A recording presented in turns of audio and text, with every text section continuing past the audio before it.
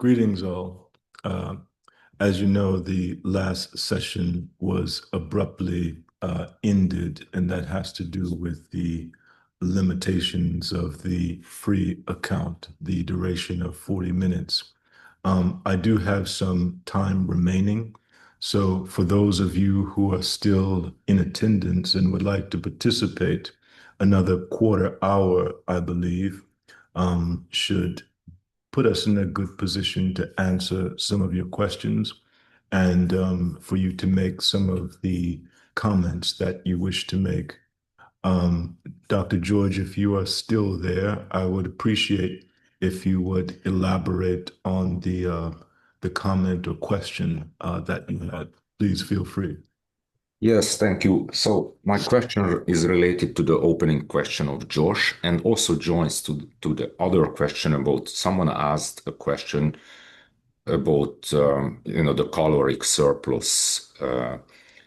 So basically what I would like to ask, there is the idea of the alternate elixir which is devoid of protein, and autophagy is of course blocked by protein ingestion, but if you only ingest the some essential amino acids, that will just spike your blood level and go down quickly. So probably it won't interrupt that much the autophagy. So I would imagine if you would use the alternate elixir on consecutive days, you might enhance autophagy. Uh, and maybe that period might be followed by a higher caloric or higher protein period. I just would like your opinion on that. Um, Mhm. That's a good point. I am familiar with evidence that isolated amino acids as well have an inhibitory effect on autophagy, especially the branch chain amino acids. So whereas there are many benefits of the what we call the minimus amino elixir that is devoid of proteins, I don't think that it will have. I don't think that avoiding autophagy is one of the effects, or rather, to be more straightforward, there is evidence that specific amino acids do have an inhibitory effect on autophagy, and perhaps more potently than proteins themselves. And in fact, there are three particular amino acids that we now ingest after the resistance session for the principal purpose of inhibiting autophagy and increasing growth hormone production. And those are lysine, arginine, and ornithine. So, in particular, these amino acids are known to have an inhibitory effect on autophagy, along with leucine, which is, the most, I would say, hypertrophic amino acid. So that's my reply to that. Although it's a good idea. I think the evidence indicates that these amino acids can have an inhibitory effect on autophagy as well, which is a good thing in many respects. Thank you. Did you have a follow-up question or comment about the duration or the magnitude of caloric deficit or the duration of fasting? Yeah, I was doing some self-experimentation earlier, and I believe I hyper-catabolized my body with overdoing this kind of minimal elixir. Hmm. And but it was very beneficial for my health problems. Hmm. Um, so that's why I'm still thinking about sometimes to use this on purpose. I know it might not be general interest for everyone in the community, but sometimes mm, for certain people might be considered temporarily to enhance their health level. And Mhm. I can add that I had the problem, bowel problem, the IBS problem, very serious. I was hospitalized a lot, Mhm. and my father had colonectomy, and it has gone after I moved to the 1 meal a day protocol. And for a long time, I didn't know what caused it. I couldn't track down any supplements, so it must be probably the autophagy what you described. Mhm. Yeah. Very good. I'm glad that you disclosed that. That was one of the things I had in mind. I don't tend to accumulate testimonials, but persons on the regimen will often relate to me the effects of the regimen, and so to have an additional indication of its efficacy is always good, especially coming from a researcher and a clinician. So thank you for sharing that. Um, if Eleanor is there, if you could elaborate on your questions relating to teas, you can do so in message form, or if you'd like to speak, either is fine. So she said, or sorry, um, Eleanor said, my question about the tea, what is the primacy of it? What does it do? Hmm. That's a very good question. It does many things. So first, the I would say non physiological aspect of it is that when you fast for a day long period, warm fluids can have the effect of reducing your appetite. So, for those individuals who experience considerable hunger pangs, it can simply make the fast more tolerable. Also, if you consume teas that have stimulants in them, which I do, most of the teas that I drink, green teas, black teas, oolong teas, will have some caffeine and other stimulants. And that can simply enhance productivity, enhance fat oxidation, and generally elevate mood over the course of the fast. Of course, there are other physiological aspects of teas that make them particularly conducive to the aims of the Amen regimen. I mentioned fat oxidation, but teas also have a very potent anti-glycative effect. So, in the early part of the discussion, I was talking about the extent to which glycation is responsible for much protein damage. Well, imbibing teas throughout the course of the fast can provide some protection to our bodily proteins. So, that's another reason to ingest teas.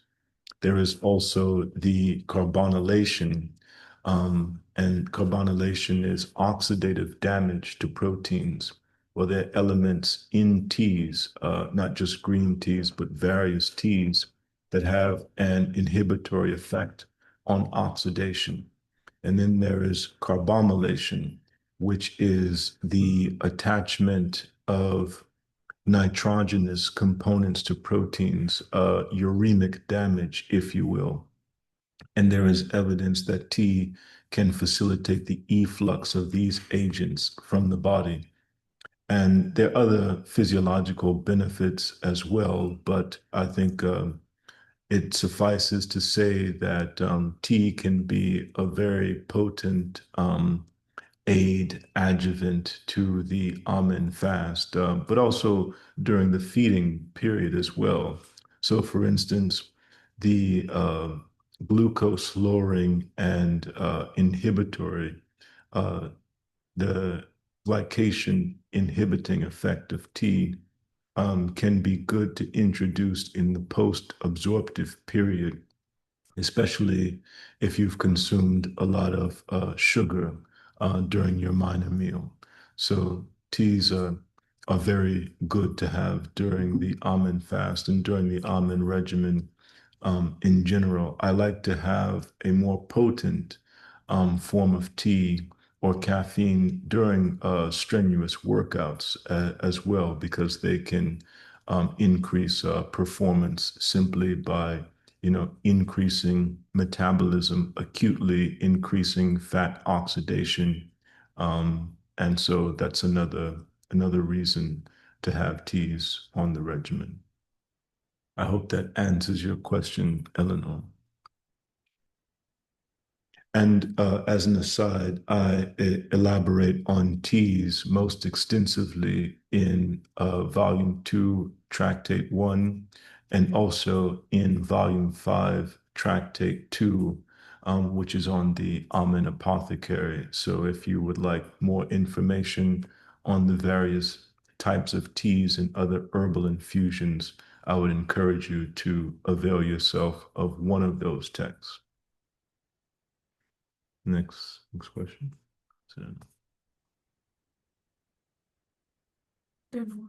Unless you want me to answer the other ones, the ones that didn't, for those who are since you're recording. So. okay, yes. Yeah. So there are a few more questions from participants who are not presently with us, but because we are recording this session, I'll address one or two of them.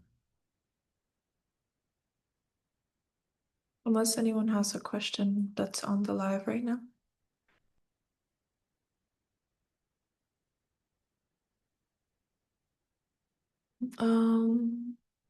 Let's see. I see Bio's question. I would like to address that. Okay. Bio asked, greetings, Dr. Noon. Do more calories in the same window of 1 hour always conduce to more glycation or just potentially more glycation? That's a good question. I think it depends on the nature of the food. So the chemical quality of the food will largely dictate the effect, the glycative effect on the body. I think that the duration of time is an important factor, but I think the quality of the food consumed is a more important factor in this regard. I see another of Josh's questions. I think I'll address that one if you will. Okay. Is the purchase of all the air tractates necessary to follow the almond regimen, or is there a summarized version to implement the principles of it without acquisition of the tractates? That's a good question as well. So I would first answer no, if you could go back to Josh's text. I would first answer no. It is not necessary to purchase all of the tractates of the Autophagy in order to execute the regimen. There are other sources of information about the regimen, but I would encourage anyone who is serious about consistently practicing the regimen and making deviation less likely to actually read the tractates. And if someone wanted to economize, that's definitely understandable. I would say that my suggestion would be to avail yourself of a session, because in such a session, I could give guidance about the execution of the regimen. That's one option. Another option is the Amen Regimen app. There's just a plentitude of information that can give guidance, and it's very self-paced. And if one were to select certain elements of the octology that are most actionable and are most important if you're going to execute the regimen, I would say volume 3, tractate 1 is essential because it is on the Amen amino elixir. And as I often say, dietetically, it is the amino elixir that is the most important element of the regimen. So if you're going to fast for a protracted period of time, it becomes very important to ensure that you have the requisite nutrients that you need, not only to sustain the fast, but to optimize your health at the same time. So, volume 3, tractate 1, and I would say volume 4, tractate 2, because I think that even those individuals who are comfortable with fasting, comfortable with caloric restriction, often neglect or subordinate the importance of exercise. And if I could have produced a tractate early on in the air octology, that would be the most comprehensive in terms of executing the regimen, it would be volume 4, tractate 2. I think it's that important and that integral to the overall almond regimen. Of course, this is in the context of fasting. This is in the context of um, creating a personal dietetic regimen that is sound.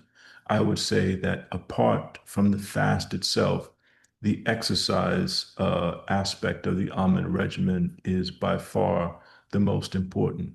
So if you were to select two texts to commence with, it would be volume 3, tractate 1, and volume 4, tractate 2, if you wanted to economize. I would definitely recommend eventually getting volume 1 and volume 2, tractate 1. But that is my opinion.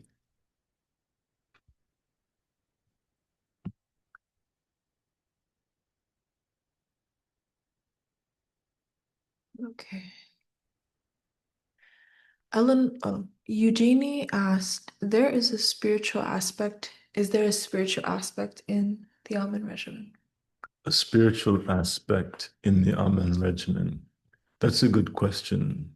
But I would say that the entirety of it can be considered spiritual.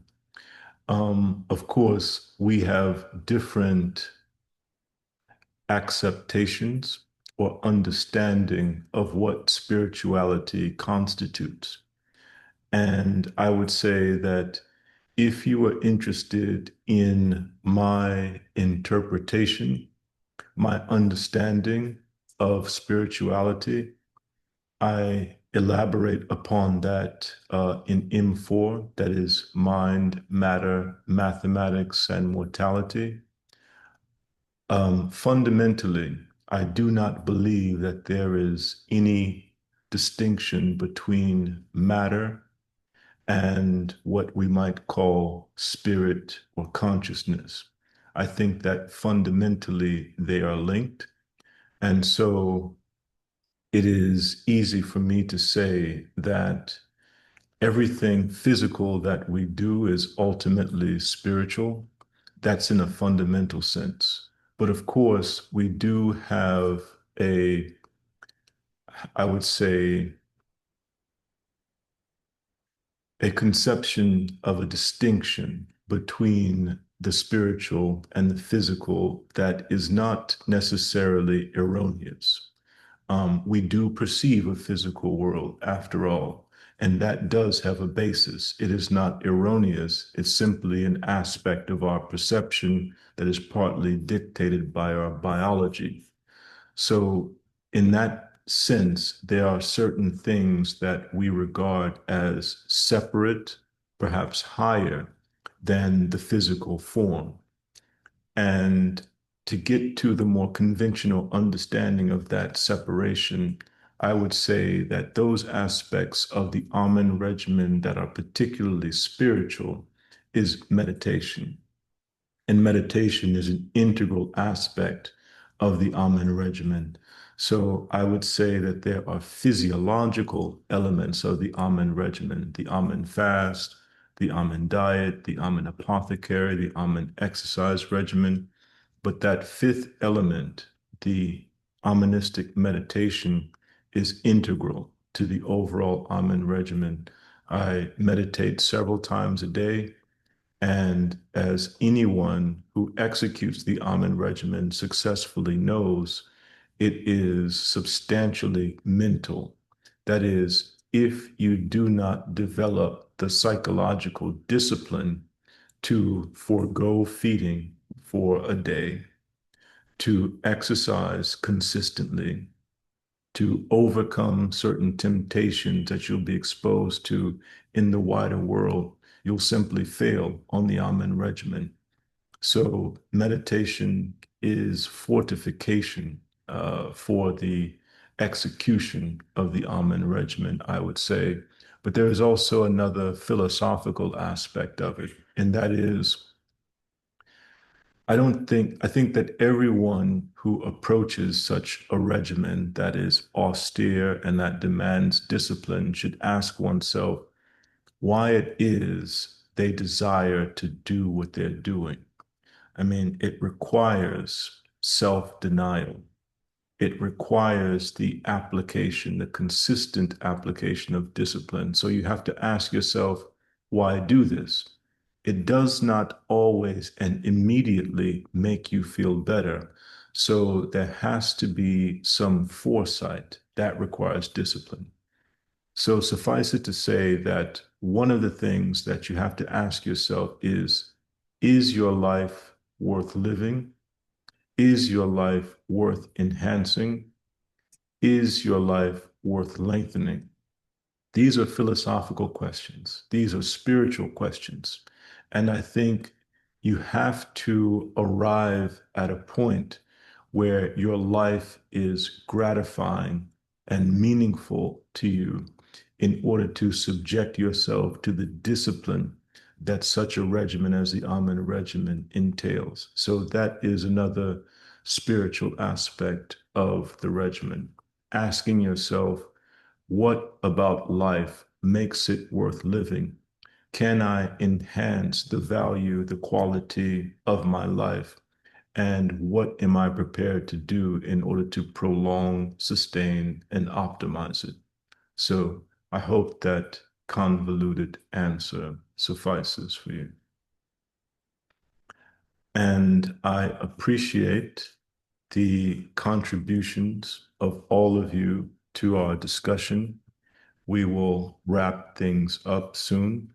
I want to invite you to continue the conversation. We will endeavor to improve on things by and by. But I think that it's been a very productive exchange. And again, I appreciate all of your input, your thought, and especially those of you who execute the regimen on a daily basis and influence others to do so. I'm deeply appreciative of that. I wish you well. I wish you continued good health, and I hope to see you in the not too distant future. Peace and power to you. Do you want to answer David's? Um, There's one more question. let's hold off on that, President. Okay. Thank you all.